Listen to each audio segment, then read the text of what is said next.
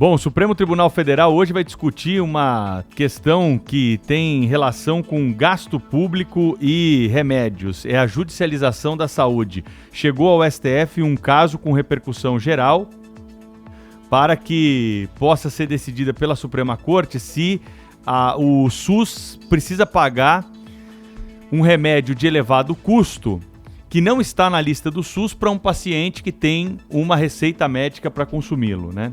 É um caso de Minas Gerais, aí, de uma senhora que tem indicação para um medicamento de elevado custo, de R$ 2.800 por mês, e que ela não consegue pagar, e esse remédio não está na lista dos remédios oferecidos pelo SUS, né?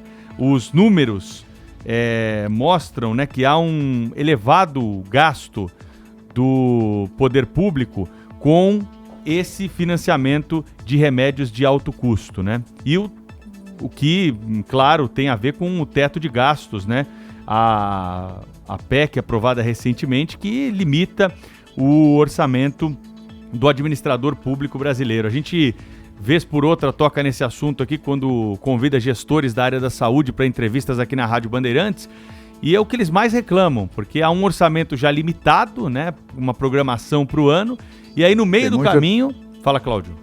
Tem muita picaretagem nisso também, né, Pedro? Eu conversei certa vez com o secretário de saúde de outro estado e ele me falando exatamente do tormento que enfrentam os secretários estaduais de saúde, sobretudo, nesses casos, né? E também o Ministério da Saúde, porque o orçamento é muito limitado, é bastante generoso eu não digo, mas é bastante significativo o orçamento de saúde pública, sem dúvida nenhuma. Mas o que acontece com muita frequência aqui é uma velha picaretagem. São vendedores de remédios, são representantes de grandes laboratórios internacionais e que tentam empurrar os seus produtos antes que eles sejam recomendados pela Anvisa. O orçamento existe, tem dinheiro para comprar o remédio, mas esse remédio tem que ser testado, tem que ser aprovado pela Anvisa, tem que entrar numa lista de remédios que não se vende assim, né, de alto custo, e que são remédios importados. Tem uma lista de remédios. Para entrar nessa lista tem que ser submetido a testes, né, a um período, digamos assim, de maturação até que esse medicamento seja incluído nessa relação de produtos que o governo paga, né?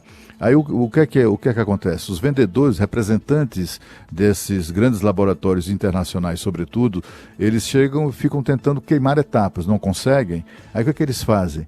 Eles acabam se aproximando dos portadores de uma determinada doença, acaba estimulando a constituição de entidades associativas, tem a Associação dos Portadores, não sei das quantas.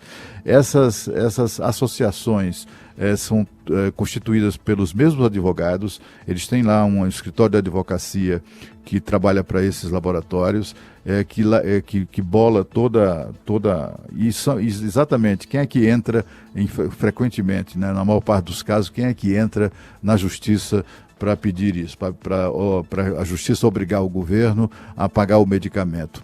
Exatamente essas associações de portadores. Eles colocam lá para presidir a associação alguém ligado, ou um paciente, um doente, ou um familiar dele, e aí vai para o doente. É uma coisa que interessa, afinal de contas é mais uma opção que ele terá de terapêutica, né? Às vezes até boas opções terapêuticas, mas o fato é que é isso, na verdade, na maior parte dos casos, e a justiça fica ali meio que pressionada, né? Puxa, como é que a gente vai estar ali, aquela senhora ali assistindo ao julgamento, né? Nitidamente doente, portadora da doença, com todos os documentos que demonstram isso, como é que a gente vai negar acesso ao remédio?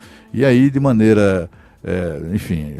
dá uma amarelada ali e decide. É muito mais frequente a justiça concordar ou obrigar o governo a pagar o medicamento do que tomar uma atitude mais corajosa de fazer valer a lei e também de frustrar a atitude desses picaretas. Eu aposto que o Supremo vai achar um meio termo e vai fazer política nesse caso, viu, Cláudio? Acho que não vai ter uma decisão uniforme. A gente tem já o voto do Marco Aurélio, né?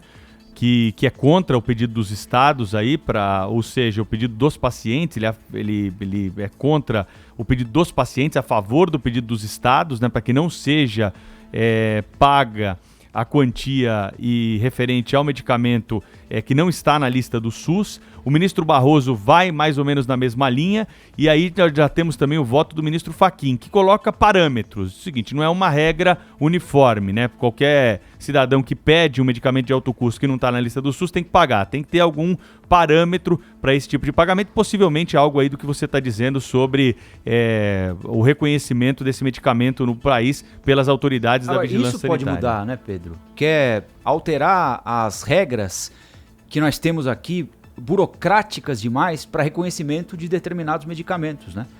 E transformar isso num processo mais rápido. Hoje em dia, a indústria farmacêutica leva anos para conseguir atualizar suas listas, para conseguir trazer para o Brasil um medicamento que já tem eficácia comprovada no restante do mundo. Então, é legítimo, por um lado, que a pessoa vá atrás disso. Ela está lutando pela própria vida. Ela não quer saber de onde vai sair o dinheiro, quantas pessoas vão deixar de ser atendidas com aquele dinheiro. O gestor público se vê na seguinte situação: salva uma vida com aquele dinheiro ou salva 100?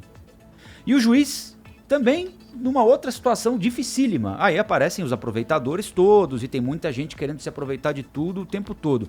Acho que uma saída legal para isso, não total, para resolver esse problema, é o seguinte: melhora o sistema da Anvisa. Reconheceu lá fora? Reconhece aqui dentro também. Se não tá matando gente lá fora, não vai, a gente não é mais sensível do que os outros. Não é mais sensível do que os americanos, do que os alemães, do que os sul-africanos, do que os chineses. Reconheceu lá?